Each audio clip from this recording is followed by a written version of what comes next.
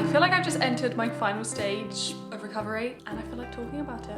This is a little bit of motivation, hope for you if you are currently struggling with your mental health in regards to eating or your weight. I, honest to God, feel like I've just entered the last phase of my eating disorder recovery. Something that I feel like I don't even have to actually put effort into anymore. It's just happening. I still struggle a little, but not much. Let me grab a cup of tea and I'll give you some context and then we're going to talk about how it happened and it's all going to make sense very soon. Let me grab a tea first, I'm thirsty. Got my cuppa, let's get into it. I'm 23 now, nearly 24, less than a month, woohoo. My eating disorder started very early on in my teenage years where I would constantly compare myself to women that I saw online, particularly Victoria's Secret fashion show. I thought I really wanted to look like that and I would do anything to look like that, and no surprise here, but at 13, you're not gonna look like that. Even now, at my age, I don't look like that. I'm not built like that. It's just not going to happen.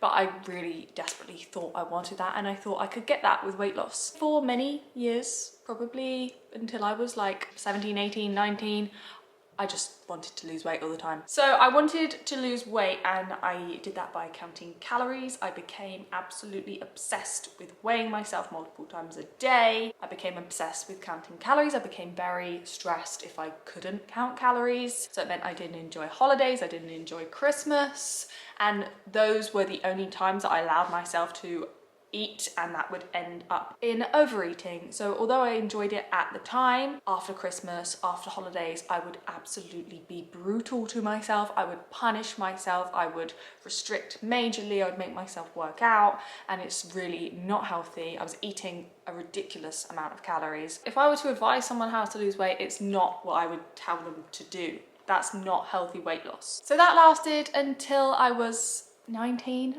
roughly, and I didn't realize ever that it was a problem. I look back at photos of myself now, I'm not going to include any, but I did not realize how slim I was. I had major body dysmorphia. I didn't realize what I looked like. Stage 2 was the binging. This happened when I was at uni because I was in charge of buying my food, which was great because when I wanted to diet, I could do so freely, but also I could go to the shop and I could buy whatever I wanted. And that meant sometimes I would lose my willpower and end up eating until I physically, like, it hurt, it was painful, made me feel sick. I have thrown up from it sometimes, not from making myself throw up, but because I ate so much that I then threw up. That meant I would put on weight, and then I would suddenly need to get rid of that weight that I just put on.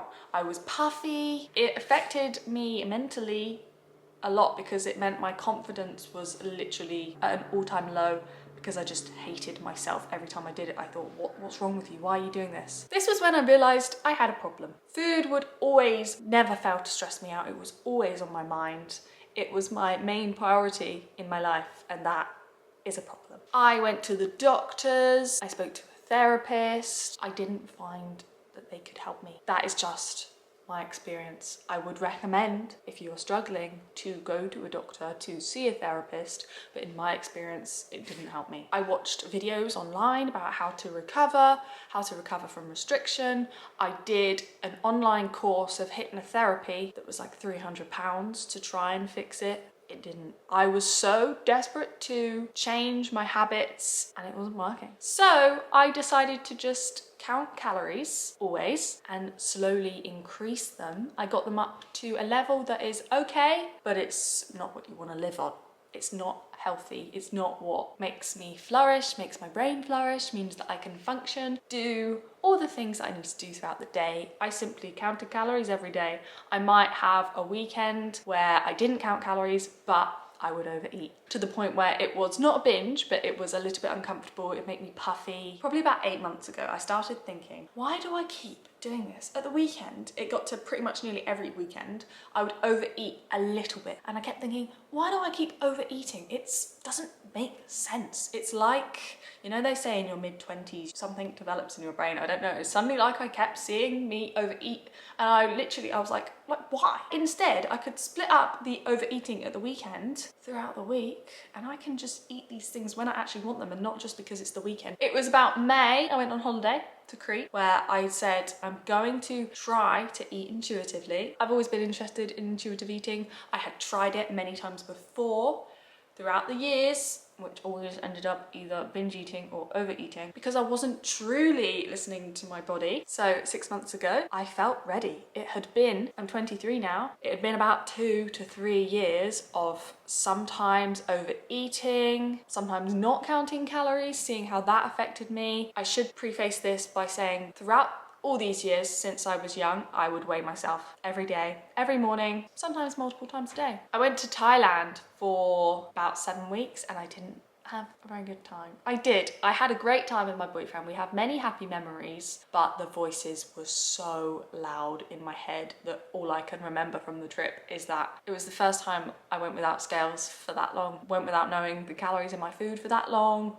and it was amazing. But what did I do? I got back and I put on weight, and that made me think, this is proof that I cannot do it. 6 months ago, I thought, screw it, you know what? I honestly, wholeheartedly believe as a woman, especially as a woman, but as a man as well, but especially as a woman, you flourish when you genuinely, wholeheartedly listen to your body. I cannot put into words how amazed I am at how it feels to genuinely listen to your body. So for the last 6 months, I've not counted calories and I've been practicing intuitive eating. I'm not saying I'm an intuitive eating genius because it's hard. It genuinely is hard to learn to listen to your body, but it's getting so much easier. This is why I feel like I'm at my final chapter of recovery, because this weekend I went to step on the scales, which I've weighed myself throughout the whole intuitive eating process. I'm pretty sure subconsciously if I didn't weigh myself, would I then eat differently? That is at the point that I am now.